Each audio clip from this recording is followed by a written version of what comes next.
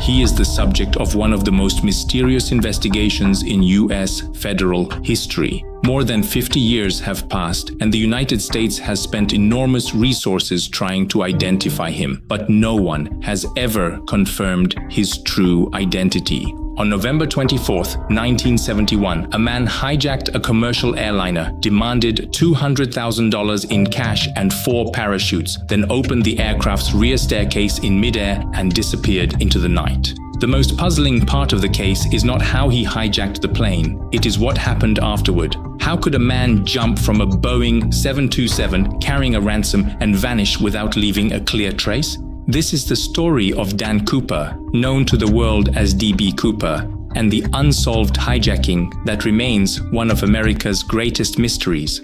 The story began on the afternoon of November 24, 1971, on the eve of the Thanksgiving holiday. Airports across the United States were crowded with hundreds of thousands of people traveling to reunite with family. In the middle of this busy scene, Northwest Orient Airlines Flight 305 was preparing to leave Portland, Oregon for Seattle, Washington. The flight lasted about 35 minutes and carried 36 passengers. At that time, the Boeing 727 was spacious and air travel was an expensive luxury. Before takeoff, a man in his 40s walked up to the counter and bought a ticket with cash.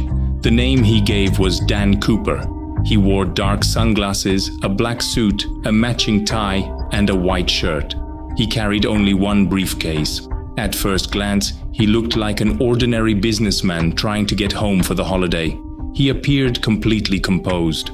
After boarding, Cooper went to seat 18C near the restroom and crew area. While waiting for takeoff, he ordered a bourbon with soda water. The flight attendant was 23-year-old Florence Schaffner. Passengers often asked her for contact information, so she barely noticed the note Cooper handed her. She placed it in her pocket, believing it was simply a message from an admirer, but Cooper saw that she had not read it. He insisted that she open it. When Florence unfolded the paper, she saw a short sentence written in capital letters. "There is a bomb in my briefcase. Sit next to me." Florence looked at Cooper, unsure whether it was a prank. But the black briefcase resting on his legs had the unmistakable shape of something heavy inside. She sat beside him. Cooper opened the case and showed her 8 red tubes, batteries, and a web of colored wires. It looked like an explosive device. He then asked Florence to write down his conditions and deliver them to the captain. If the conditions were not met, he threatened to detonate the bomb. A few minutes later, the flight attendant entered the cockpit with the note. Cooper demanded 4 parachutes, $200,000 in $100 bills, and enough fuel to refuel the aircraft after it landed in Seattle. He would then reveal his final destination. This hijacking was nothing like a scene from a movie. No gun was pointed at anyone. The crew did not panic. There was no political demand and no terrorist message. It was simply a calm financial plan carried out by a determined man. From the beginning, his plan appeared carefully prepared. The other passengers knew nothing. The captain reported the danger to ground dispatch, while officials delayed the flight under the excuse of holiday airport traffic. The plane circled for nearly 2 hours as police prepared the ransom and parachutes. After Flight 305 landed in Seattle, ground personnel brought the cash and the 4 parachutes. Once Cooper received the money, he released the 36 passengers but kept 6 crew members on board. The plane still had to fly, and he needed hostages to ensure his remaining demands were followed. Until then, he remained composed.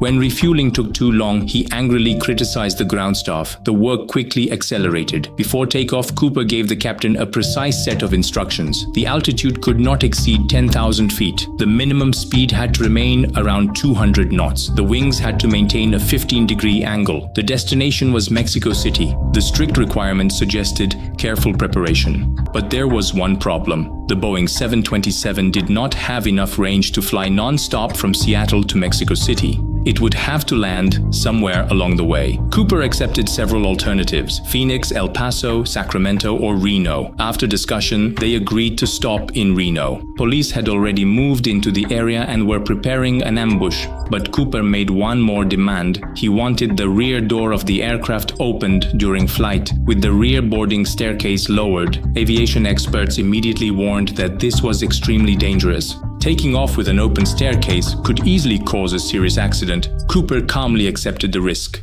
After the plane took off again and headed toward Reno, Cooper asked everyone not to disturb him. He went to the back of the cabin alone. The remaining crew locked the cockpit door and stayed alert. Around 8 o'clock that night, the people in the cockpit suddenly felt a violent vibration running through the fuselage. The cabin pressure changed. For a moment, everyone believed the bomb had exploded. The crew hurried to inspect the cabin. What they saw completely changed the case. Cooper had opened the rear door of the plane. At an altitude completely unsuitable for skydiving, he had lowered the staircase and jumped into the darkness. Then he disappeared above the forests of the Pacific Northwest. A few hours later, the aircraft landed safely in Reno. Cooper had vanished. Only a black tie, a few cigarette butts, and 2 parachutes remained. The bomb, briefcase, and ransom were gone. Investigators had very few clues. They collected fingerprints and recorded the crew's testimony. The FBI's bomb squad searched the cabin carefully, but found no bomb and no briefcase. They could not even confirm whether the device had been real. That was the beginning of one of the largest manhunts in American history. The media spread the story across the country. People found it difficult to believe that someone could carry out such a daring escape without seriously injuring anyone. Some even admired Cooper for challenging the system so calmly. But the authorities were determined to find him. Major law enforcement agencies joined the investigation. Investigators calculated the aircraft's speed, altitude, descent angle, and possible landing zones, but the exact jump time was unknown. A difference of 1 minute could shift the landing point several miles. There was no GPS, and the destination had changed during negotiations. Every calculation was only an estimate. The FBI refused to give up. Helicopters were sent to the predicted landing area. Ground teams searched through forests and rough terrain. All-terrain vehicles were deployed, and small submarines even searched nearby lakes. Days of intense searching produced nothing. No parachute, body, or reliable trace appeared. Investigators then turned to the ransom money. The serial numbers were distributed to banks, financial institutions, and stores across the country. Part of the ransom was found years later, but nothing clearly connected it to Cooper. Police combined the passengers and crew's descriptions. The suspect was a middle-aged man, about 1.78 to 1.83 meters tall, with a medium build and brown eyes. The FBI created composite sketches, but no person in its records matched them. Cooper had probably used a false name. Years passed without a breakthrough. In 1976, investigators had identified about 800 suspects. After eliminating people who did not fit the evidence, they narrowed the list to 24. Police checked their whereabouts on the day of the hijacking, their criminal records, and any military or skydiving experience. Publicity also attracted impostors who claimed to be Cooper for attention or profit. They were quickly exposed. At first, detectives believed Cooper was an experienced skydiver, possibly a military veteran. Others disagreed. A professional skydiver would not choose such darkness, wind, and rain. His business suit made landing even more dangerous. Of the 4 parachutes supplied, 2 were training parachutes with sewn-shut canopies. The other 2 could open, but 1 could not be steered. Jumping at night with an uncontrollable parachute seemed impossible to many experts. Because of these doubts, some people believed Cooper had died during the jump. He might have fallen, been injured on landing, or disappeared in the wilderness. But if he had died, why had no body, parachute, or ransom money been found? That question kept the case alive. Many years later, a possible clue appeared. A man named Richard McCoy attracted attention. Months after the Cooper hijacking, McCoy hijacked another airliner in a similar way, demanded a ransom, and escaped by parachute. McCoy was a former Utah school teacher and Vietnam helicopter pilot. Many suspected he was Cooper, but his appearance did not match the crew's description. Investigators ruled him out. McCoy was sentenced to 45 years in prison for the crimes he committed, but the true identity of D.B. Cooper remained unknown. To this day, the final destination of the hijacker is still one of America's greatest unsolved mysteries. He did not hurt anyone. There was no violence. With a calm mind, careful preparation, and extraordinary courage, he challenged the most powerful law enforcement system in the country. Then he disappeared into the darkness of 1971.